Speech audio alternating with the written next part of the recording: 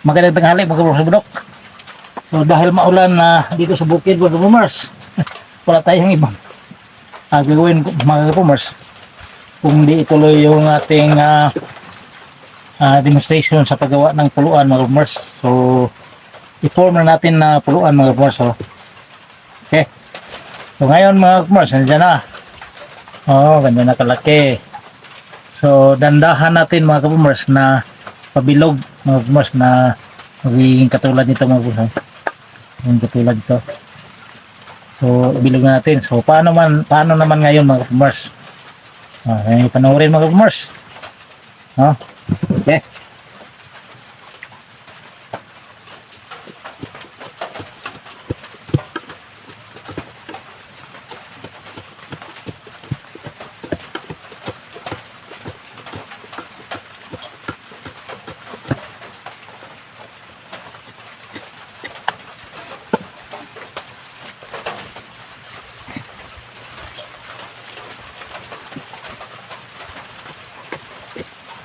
Magawa mga kapamars.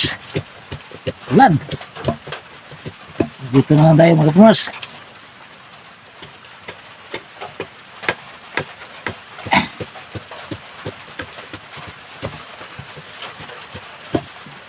So basic lang ito mga kapamars.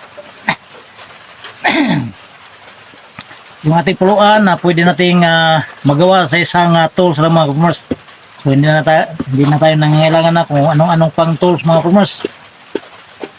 Pang ito hindi ito pang sikatan na puluan mga kapamars, kundi para makagawa tayo ng puluan habang nandito tayo sa ating bukid mga kapamars, bundok.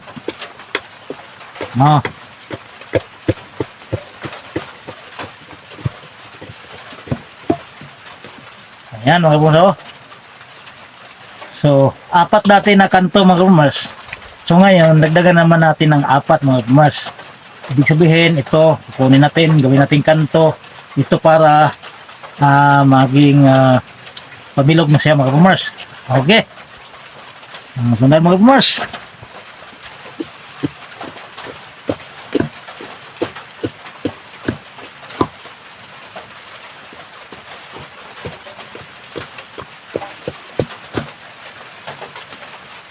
Dahan na tayo pabilog mga kapamars ha.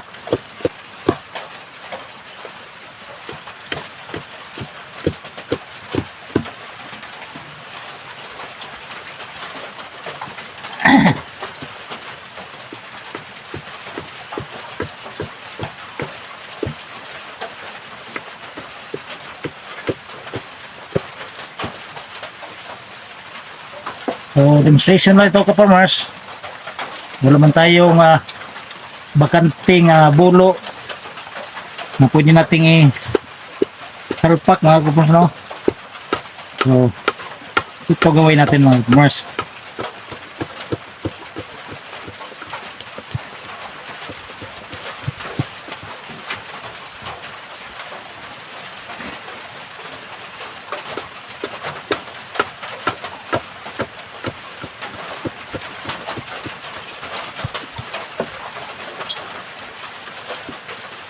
Baka nagtataka kayo mga kapamars na binaliktad ko yung ating lagaraw, no? O bulo o sundag man yung kung anong mayroon kayong gamit, binaliktad ko ito, hindi ko dito hawakan na hinawakan kasi para madali mag-slide, tapos hindi tayo mahirapan mga kapamars sa ditong banda, no? Dito naman banda sa likod, pwede natin balik sa neutral yung ating mga gamit na pwedeng pagawa ng puluan mga kapamars. Yan, no? Okay. So, dandahan mga kapamars na pabilog na siya. Yan.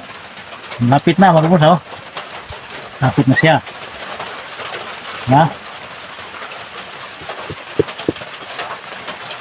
Paliit na paliit mga kapamars. Yan ang gagawin natin.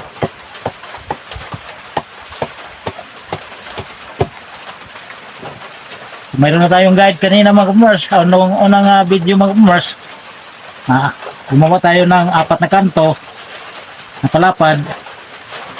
So, pinagdag ko naman yung apat na ganito ngayon mga bundok para mapurma nating puluan.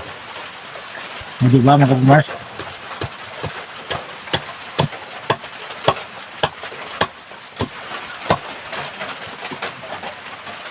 Na. O di ba?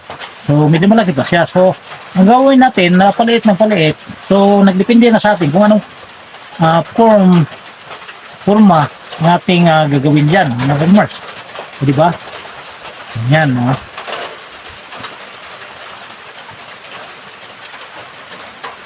Medyo malaki pa siya. Ikaw na bahala mga Mars kung anong forma ang gagawin natin. Pwede ba ganito? Ayan, may plastic ito na. Mayroon tayong mga DIY nga mga basic lang dito. Okay.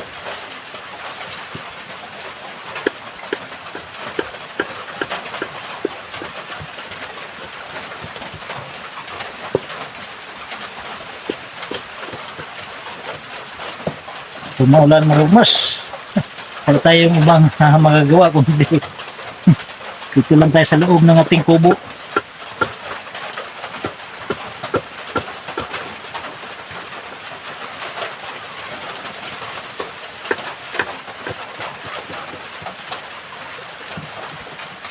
So napag-isipan ko na gawin natin, tuloy natin yung demonstrate natin sa munang video mga Mars. So mayroon naman tayong mga video mga Mars DIY.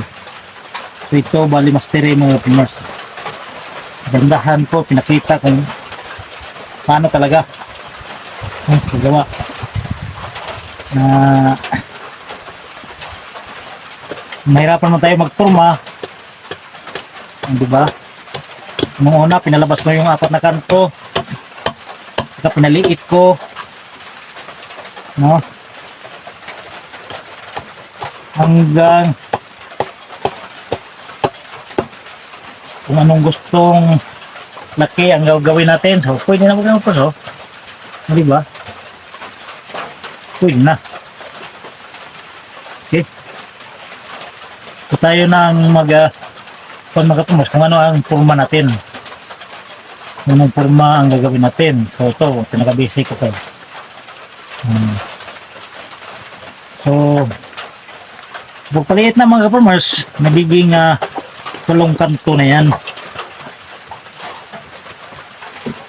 So pagpabilog naman, hanggang gusto mong bilog na bilog, depende na mga farmers anong gagawin nating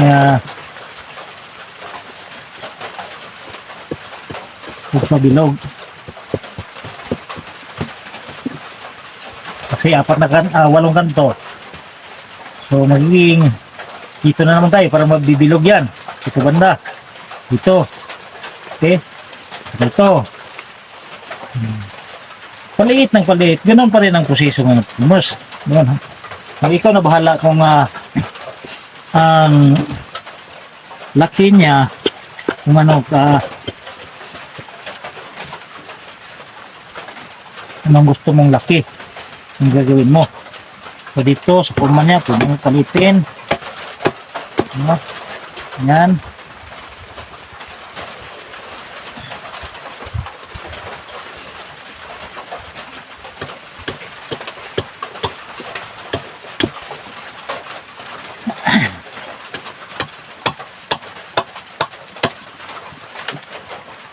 Yan. Medyo malalim, di ba mga farmers? So bawasan mo lang yan dyan. Yan. Gusto mong palitin. Yan na mga farmers, di ba? Yan.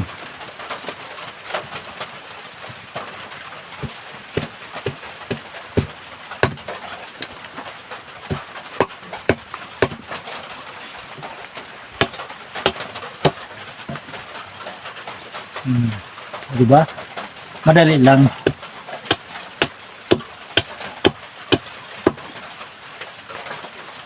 So, una mong paggawa mga ka-farmers, huwag kang mag-inspect na maganda kagad. Di ba? So, huwag mong sabihin na shit. Hindi ako marunong. Mayroon tong guide mga ka-farmers, kayang-kaya niyo nun sundin. No, yung una, gawin mo, huwag mo na yung mga matitigas na kahoy, no? Para hindi ka mahirapan. Yan ang mga technique dyan mga ka-farmers. Muna yung matitigas na kahoy para hindi tayo mahirapan. Diba?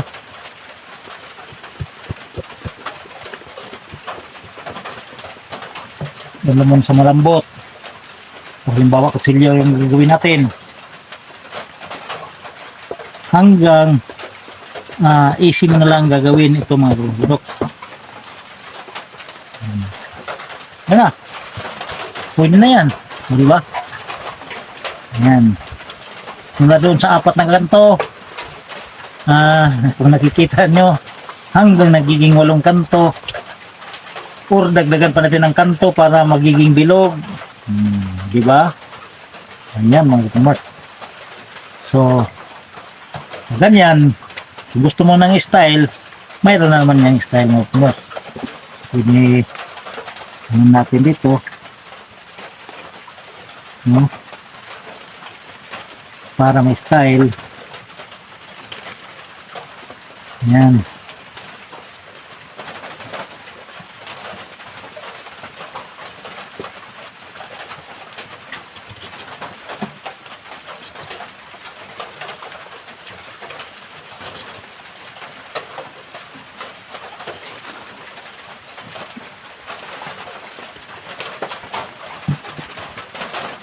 Diba?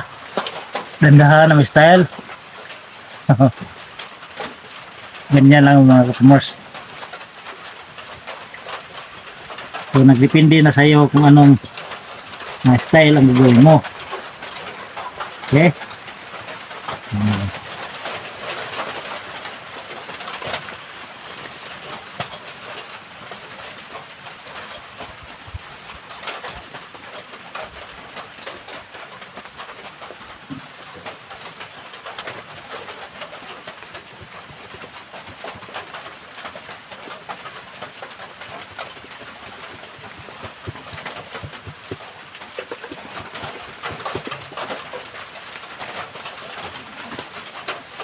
Kahit babae ito mga ka-farmers, kayang-kaya ito gayahin.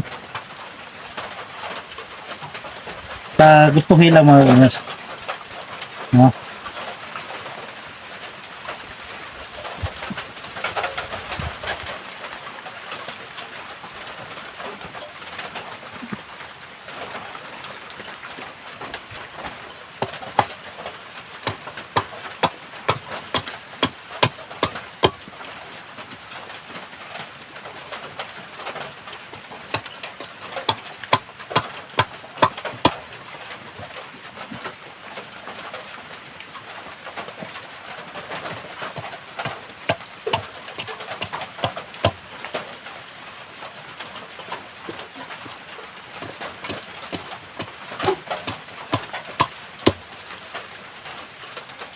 Yan mga bulok.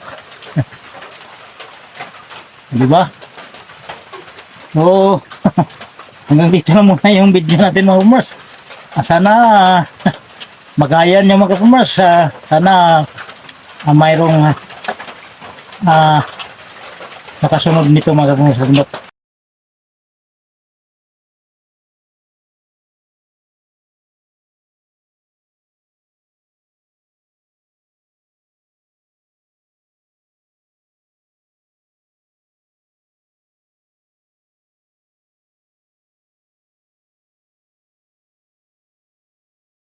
So maraming salamat sa pagpanood mga ka-farmers.